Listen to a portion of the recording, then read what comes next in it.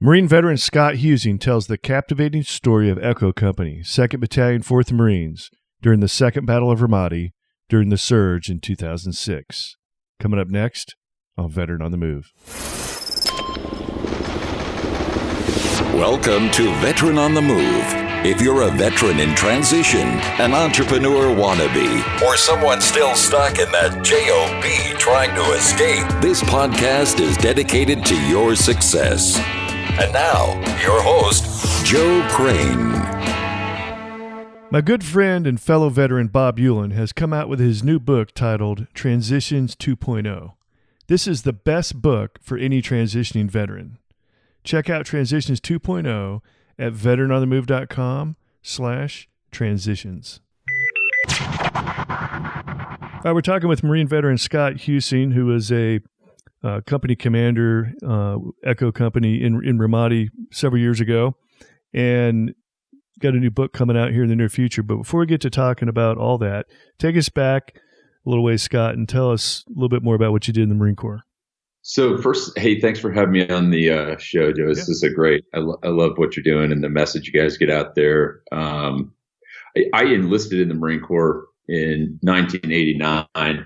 Went to Desert Storm and Desert Shield, and then I decided I'd better further my education and went to college at Illinois State, and after which wound up getting my degree and commission as an officer. So I've seen both sides of the house, both enlisted and an officer. So I've had that experience, which is, a unique perspective. It didn't. Sometimes people ask me if it made me a better officer, but the answer is always no. I say it just made me understand a little bit more about what the young Marines went through and how to really value their time and how important that is, and how to train them and never waste those opportunities. So I grew up, through the ranks, went to college, and then after 24 years decided to retire in late December 2013. So I've been very fortunate to have 24 years in the Marine Corps and traveled to over 60 different countries and 10 deployments, some in combat, some not. But it's given me a lot of perspective and appreciation for what I have, and also for what I don't have, after that long serving in the Marine Corps. Absolutely. So you and I, our footprint of our career in the Marine Corps is almost like exactly the same, 89, 90 to the end of 2013.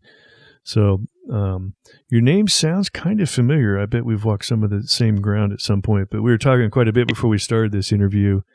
And so, Scott, you've been retired for a few years now. What was your transition like, and what have you been doing since then?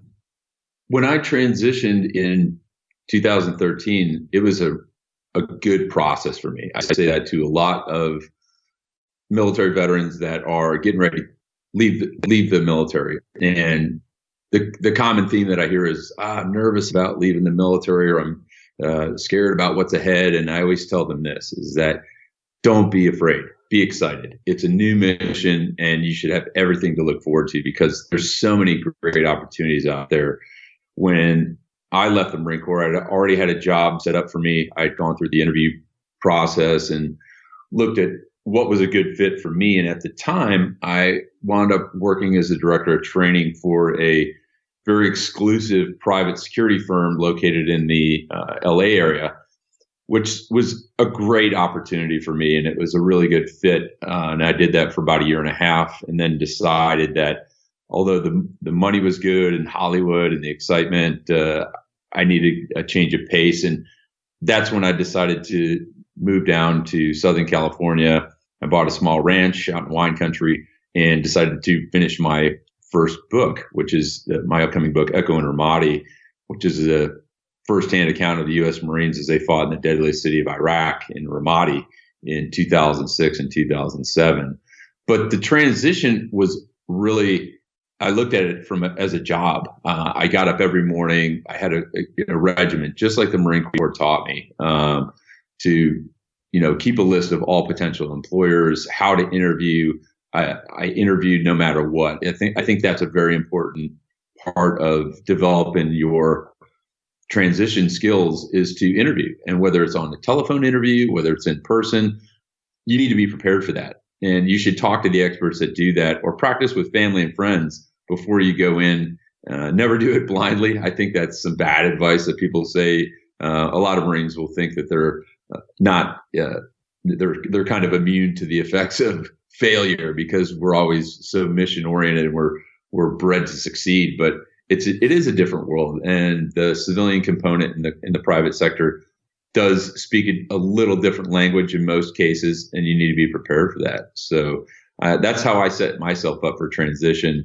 And now what I'm doing, working for myself, I started my own company to not only further my writing, but also public speaking and doing appearances to help, motivate private sector companies and nonprofit organizations. One of the big platforms that I love speaking to is universities and ROTC programs and institutions that have these audiences of the future leadership of our military. And I think that's something that really makes me feel good at the end of the day, to be able to give back to those types of institutions. It really makes me happy. Yeah. So what is the main theme of your public speaking and your company as far as talking to people? It sounds like you've got a message to them. It really depends on which agency or organization is asking for me to come talk. I love talking about transition, like we're talking about on your program, on the perils and the positives of military transition, the great aspects. I talk to some organizations about post-traumatic stress and dealing with that. I talk to certain organizations about leadership and combat experience. And the main theme that I tell audiences, and the same thing I told my Marines, is that there's no such thing as combat leadership. It's just leadership. You either lead or you do not lead. And that's a philosophy that I've preached for years now. So it really depends on the audience that I'm talking to, but I'm always willing to share my story and my experiences. And I don't think that they're any better than anyone else's. I just think that I have a different perspective from the number of years that I spent and the diversity of people that I've met. And that was really the great thing about being in the military, is we recruit and commission our nation's finest. I mean, Joe, it's less than 0.5% of the entire American population that ever even served our nation's military. And it's such a great demographic, not only junior enlisted Marines, but our officer corps as well, that I actually wrote a little bit about it. It took me a while of research and wisdom and experience to figure out that it's not that the Marines or soldiers are the most lethal trained warriors on the battlefield, or how straight they shoot their rifles, but they're artisans and craftsmen and poets and musicians and sometimes writers. That's what really makes our military so great, is we've got all these great people and they come together, and great leaders really know how to tap into those abilities that our young servicemen and women have. And if they realize that, and the importance not only of their service, but the talents that they have, I think that transition to the private sector will be that much easier for them, because they can either fall back on what they did before they joined the military, what they gained in the military, and then kind of blend that together to enhance their resume for what it is they choose to do after they leave the military service. So they have a lot of options. And I think that's a great thing to focus on for transitioning veterans. Absolutely. And I think oftentimes when there's struggles, sometimes there's a struggle because the veteran knows exactly what they want to go do, and there's just lots of roadblocks along the way. But I think the worst struggle that we hear of is guys get out and they just flounder. They don't even have an idea what they plan on doing. One thing that's going on like these days is the GI Bill is so good that even if they have no desire to go to school, they just enroll in like a local community college or whatever, and they basically waste their GI Bill just so they can get the monthly stipend. And they show up to class once in a while and barely scrape through. and they're not even studying anything that they're interested in. I'm like, oh my God, come on, guys. There's got to be something better than that, or, save that GI Bill for later on, or if you were one of the ones fortunate enough to be able to use that for a family member later on down the road. If you don't really want to go to school, or you don't want to go to school right now, don't just blow your GI Bills it wants to use like a little welfare program so they get the money and they don't do it. But, I wouldn't advise that. I received $326 a month for my GI Bill when I transitioned as a young enlisted guy and went to Illinois State. And I don't say I went to Illinois State to brag. They only let us select 50 or 60,000 every year. So I managed to get into Illinois State after a not so stellar career in high school, and then enlisted in the Marine Corps. But yeah, my GI Bill was only, $300+ bucks, and it barely covered beer money. So I had to work pretty much 40 hours a week in addition to taking. Yeah, that wasn't like your tuition was paid and then they gave you 326 on top of it. All you got was 326. Yeah, that was it. And I was fortunate because I'm from Illinois and I had the Illinois Veterans Grant. And I know there's other states like Texas that have that where my tuition was at least paid for, but nothing paid the rent, nothing paid for food, and all the expenses and things like that. So how transitioning veterans plan to use that money needs to have some thought put into it so they can succeed. And I think you're absolutely right, Joe, is that, just going in to collect the cash is a poor choice in some cases. And unless they're going to set a short-term goal for themselves and understand I want to get this degree or I want to get this certification that's going to enable my success in this industry or this private sector job field that I really want to wind up in. The other thing when they set that goal is for guys that whether they spend 4 years in the military or 24 years in the military like me, you get in this mindset that you think that you have to do something forever. And I think I was a victim of that too. I subscribed to that. I thought, well, I'm going to leave the military. I'm going to go work for this company and I'm going to be there for 20 years. You don't. That's the great thing about when you get out of the Marine Corps or the military is you can quit. You don't have to do 4 years. If it doesn't feel right to you, if you don't wake up every morning passionate about what you're doing, transition again. Do it again. Find something that you love and do that. So I think that people feel because they'll get a degree or a certification or they'll sign on to do a job that there's this training or this mindset that they have to do it for an extended period of time. Obviously, they should weigh the options before they quit a job. But there's a lot of opportunities, and there's so many companies in this day and age that love hiring veterans because of the leadership skills that they bring to the table and the amount of experience that they have. That world experience is something that you can't educate people on. It's something you can't train them on. It's something only life provides. And that's, again, something people will get if they've been in 4 years or 24 years. I think that's an intangible quality that they bring to any veteran employer, any organization that values leadership. Absolutely well said. Hey, Scott, we're going to take a quick break. We'll be right back.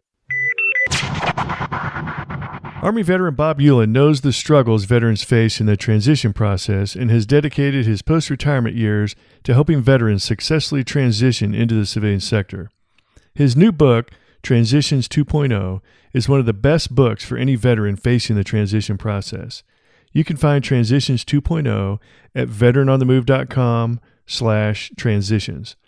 Also, Bob Hewlin is the chairman and CEO of the Center for Transitional Leadership. CTL seeks to assist and empower armed forces personnel during their transition from military service to private sector employment, with particular focus on helping military men and women position themselves to be sought-after candidates in the civilian workforce. I have the pleasure of serving on the board of directors for CTL, and you can check out the CTL website by going to veteranonthemove.com/CTL. All right, back talking with Scott Huesing. Scott, you were saying early on that after you retired from the Marine Corps, you worked for a little while, and then you bought a little piece of land, a little piece of freedom out there in California, and you've been working on your own running your own show for about 3 years now. Touch a little bit on what that's like, actually working from home or running your own business out of your house and piece of land and, living a good life. It is. I'm very fortunate to, have a nice little ranch out here. And some people ask me, hey, after 10 deployments in the Marine Corps and being away from your family so long, how do you make up for that, to your young daughter? And I tell them horses, but you buy them horses, it makes up for everything. So I've been really fortunate to, find a place where I feel comfortable and start my own company as a consulting service where it affords me the opportunity to work from home and spend more time with my family and do the things that I really want to do after 24 years in the Marine Corps. That entails not only public speaking, but working on my first book, Echo and Ramadi, which comes out in February of 2018. And I'm also working on my second book, which we spoke about before the show, which is a great story about some of your fellow Cobra pilots and Huey drivers in the Marine Corps. But working from home is very different. It requires a lot of discipline, and it's not self-discipline. It's just discipline. You have to apply all the tools that you learn in the military about getting up early, having a routine for yourself. Everything I do is very similar to that because I'm very strict on myself. If I don't get to the gym at a certain point every day, I make sure I maintain my physical fitness. I clear out my emails at a certain point. I write for a certain point. I do edits for a certain point. And then kind of rinse and repeat that cycle. But working from home takes a lot of discipline. And there's a tendency, I think, some people can be distracted from it. My wife just recently picked up some online work where she's doing some consulting for an educational firm. And she's working in the office close to me. And she looks over and she says, "I don't know how you do it." And I look up from my computer. I said, "What?" She goes, "I don't know how you work from home. I'm so distracted. There's so much distraction here." Yep. So you really have to find a spot that it really becomes your place of work. And what's great about it too is there's a lot of benefits to working from home as well, as far as tax advantages. And some advice I always give to other veterans who decide to go down that road is, hey, find a good tax attorney or find a good tax accountant that can really educate you on what you're entitled to claim, so you do save money as an independent business person working from home. Whether you're a writer, whether you put shingles on a roof, or whether you fix cars, you need to find someone who's knowledgeable in maximizing your benefits under the U.S. tax code. So that's really important. But the discipline part is something that you have to have on your own in order to succeed. And I can say that as a writer and an author, that everything you do, you have to do for yourself. There's a time for talking and there's a time for doing, but nobody's going to hand anything to you for free. And it takes a lot of time and a lot of research. And we were talking about this too, is a guy that works from home. It's great that you can go to the gym whenever you want or go to the Home Depot whenever you want, but you're always working all the time. And your family needs to understand that as well. Is the phone doesn't shut off at 5:00 p.m. when you leave the office. You're always on, and you always need to be open to new opportunities and really put yourself out there and create opportunities for yourself. Don't ever say no. Always look at it as an opportunity, whether you didn't like it at the end of the day, or, I'm sure there's speaking engagements I've done that I'm like, yeah, I wish they would have set this up better, but it was experience for me, and it helped, promote the story that I'm trying to tell. It always winds up being a great networking opportunity. You always meet at least one person that falls in love with what you have to say, or thinks of a great way that they can help you, help your organization, or help you succeed. So there's a lot of benefits to it. So I've had a very positive experience with it, Joe. So Scott, were you able to approach working from home with that disciplined mindset from day one? Or did you flounder for a little while and you're like, holy cow, I've got to fix things here, otherwise I'm never going to get anywhere?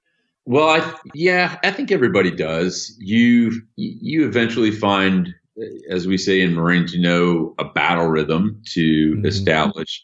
And that can fluctuate. There's always pop-ups that happen, family emergencies or fun events that you want to do instead of working.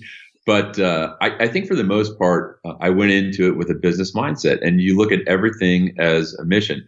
Because if you don't do it, your work is going to suffer. You have to hold yourself to strict deadlines and really make others accountable too for providing you feedback and comments on your work as well. So yeah, I floundered a little bit, but it didn't take me long to figure out what I was doing right and what I was doing wrong. And that really came with the support that I got from the network of, family and military supporters. And I always talk about this network, and I do a lot of work with charity organizations to help veterans with post-traumatic stress and through other nonprofits and, my Gold Star families, which are a very important part of my family that I'm very inextricably connected to. They're just amazing people. The Gold Star families, for your listeners that don't know, are those family members that have lost their son or daughter in combat. And, I was talking to one of them, and he was asking me, well, what's this network you keep talking about, Scott? And I told him, I said, well, it's not like I'm trying to, sell, it's not a 5 CD self-help set or some church of Scientology. This network is this great organization of military supporters and veterans that just are great people. They want to help veterans succeed, and they do it free of cost. So transitioning veterans need to understand that when you're in the military, you think you're in this, very bonded, protected bubble of this fraternity of Marines or soldiers or sailors, and that nothing like that will ever exist outside of the military. And I've got news for anyone listening to this program. When you leave the military, if you allow yourself to be open to the network, I'm telling you, this is a fact. It is even bigger than when you're in the military. There are millions of veterans and support groups and people that just want to jump on board and help you succeed in life. It never ceases to amaze me.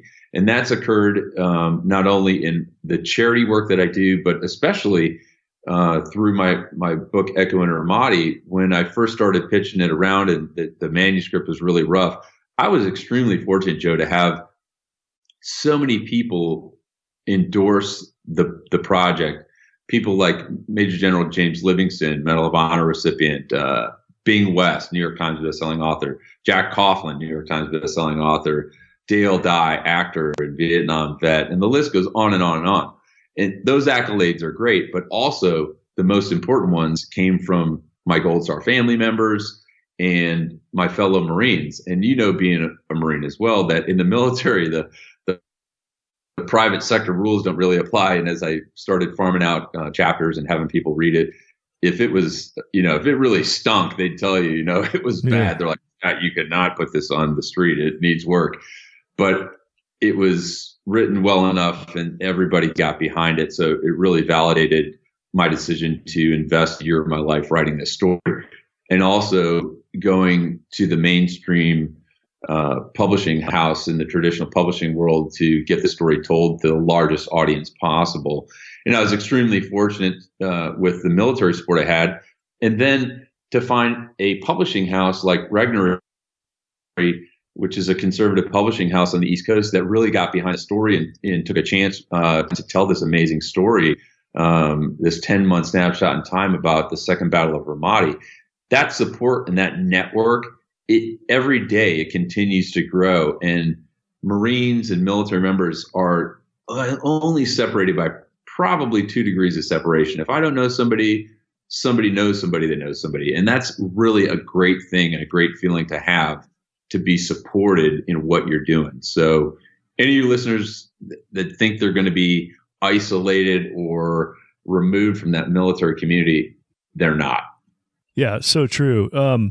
I think veterans may have problems when they do isolate themselves or detach themselves, or they may go back home, or they go back home where their spouse lives, and that's not where they grew up, so they might feel detached. But you have to make a little bit of effort to go out and make some contacts. but that network is everywhere. You just have to figure out where you're going to tap into it. And especially in today's world where you've got, everything's online and, virtual and everything else. There's no reason to not be, staying in touch with whatever veteran network suits you. Yeah, there's a lot of groups. Social media, love it or hate it, is it's a tool that people need to use and apply and kind of leverage that. It's become part of my daily battle rhythm to be on social media. But aside from that, transitioning veterans need to understand too that just like I did when I started the laborious process of trying to get my book published. When I first started pitching Echo and Ramadi, the first step was trying to find an agent to get into the traditional publishing houses. Mm-hmm. And that entailed long nights of sending very detailed emails and a lot of rejections. And you just take it as part of the business, and you have to learn that as you go. And you have to understand that you're not the right fit for everybody, but there's going to be someone that's going to love it, and they're going to love you. And I always talk about how I grew up, not only as a young child, as someone that I used to thrive on this lifestyle of risky behavior as a child. And, I'd take ridiculous stunts when I was a kid and, jump off the roof or, jump my BMX bike, play BB gun wars. And that transitioned over into the Marine Corps because they were the biggest group of risk takers I'd ever met. But as I moved into, what I'm doing now, I look back again through age and wisdom, there's going to be times in life where people will struggle. And whether it's in daily life, throughout my career, I've had my share of challenges and my share of struggles as well. And I write about that in detail in my book, Echo and Ramadi. And that's a tough thing to do, to share that. But I felt that I owed that after I did 100 interviews with my Marines and their families to tell that. But I think about the lessons that I learned, not only while I was on active duty in the Marine Corps, but also over time. And I found that risky pattern of behavior that I was accustomed to, that was also extremely dangerous and at sometimes very detrimental to my health, both mentally and physically, that was something that had become a part of my lifestyle.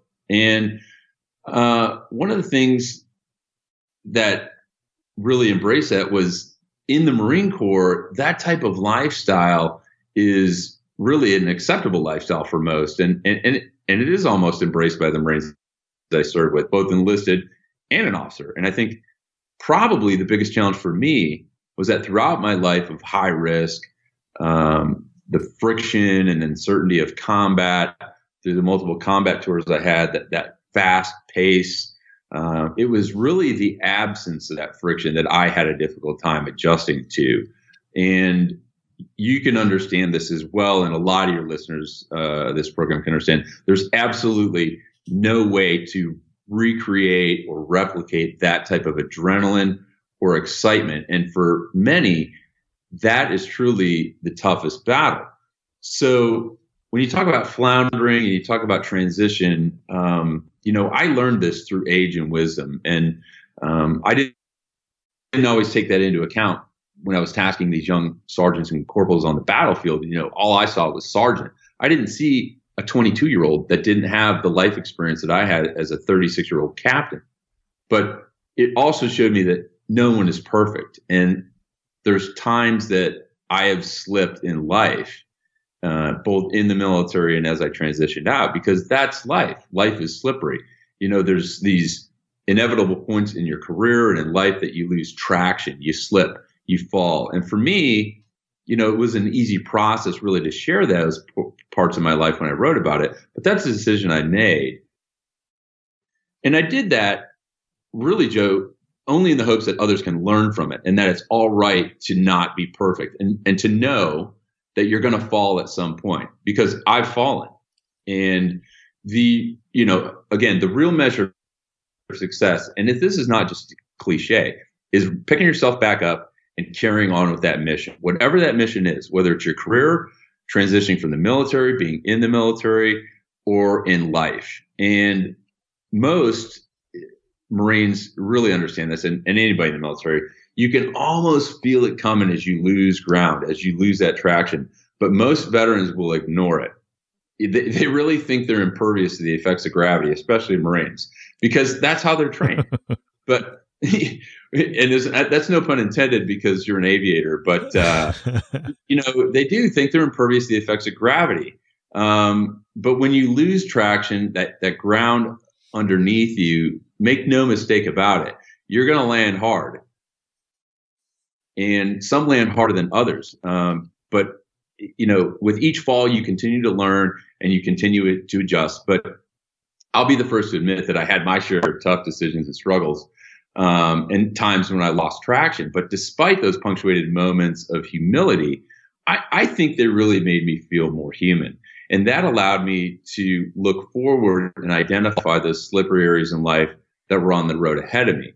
So I think that's an important lesson for transitioning vets to understand, is that there's going to be times as they move forward out of the military that there's going to be some painful points, and you can't really take it personally. You really have to learn from it and apply yourself to the next challenge ahead of you.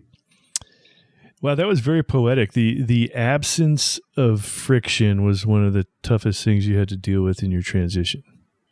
Yeah.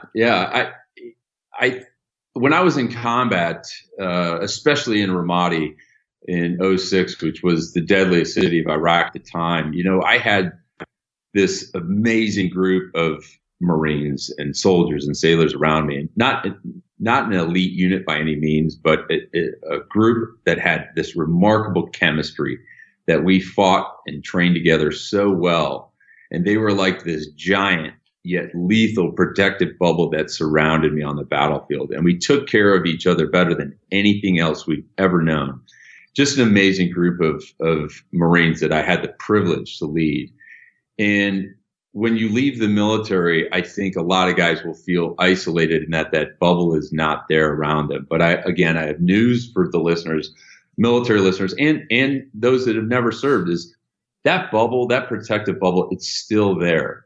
That network is always there to support you and guard you. And to this day, I still stand protected, not only by the Marines I fought with and how closely we communicate, whether it's a phone call or social media, but also from the families of those who supported us while we fought, Joe, and also through those amazing Gold Star family members that are always there for us when we call. And, it's very important to me that we stay connected, because we're connected as an eternal family, and it's just an amazing thing.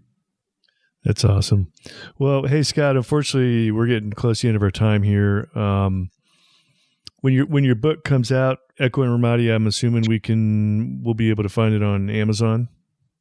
Yeah, absolutely. If your listeners are interested in finding out more about the book, it's available for pre-order now on Amazon and Barnes & Noble. You can just Google Echo in Ramadi or Scott Huesing, and you can pre-order your copy on Amazon or Barnes & Noble. Or if you want to learn more about the book or about me, feel free to go to my website at www.echoinramadi.com. You can learn more about the book, a little bit about me, and you can also click on the links to pre-order a copy now. And the book itself will be on bookshelves everywhere on February 20th, 2018. Awesome, Scott. Well, good luck on the book launch. I want to hear sometime in the future about $1 million worth of sales and everything, and the rest of your working from home ventures and everything else. So it's been great. Thanks for sharing your story and intimate knowledge of the transition process and your personal transition also. Hey, thanks, Joe. It's been my privilege to be on the show, and we're looking forward to a lot of success with the book too. And a portion of the proceeds will go to Save the Brave, which is a nonprofit I'm the executive director of, and to help also our Gold Star families out there. So if you want to learn more about that, you can go to www.savethebrave.org, and you can find out great ways to help veterans that are dealing with post-traumatic stress as well. And thanks again for having me on the program, Joe. It's a real pleasure. Awesome, Scott. Thank you, and we'll stay in touch and see how successful your book is. Look forward to hearing about it. All right, I look forward to coming back on the show. All right, we're Oscar Mike. As you can tell from listening to the Veteran on the Move podcast, interviews are a great way to tell your story and spread the word about your business. If you would like to get booked as a podcast guest, I recommend Interview Valet. You can check out Interview Valet at veteranonthemove.com/valet. Be sure to check out Thrive15.com, the world's premier online education platform that helps entrepreneurs, aspiring entrepreneurs, and intrapreneurs learn how to start or grow a successful business. Start your free 30-day membership by going to Thrive15.com and use the promo code VETERAN. Thank you for listening to Veteran on the Move, your pathfinder to freedom. If you like the show, leave us a review on iTunes. Reviews are always greatly appreciated. So until next time, this veteran is Oscar Mike.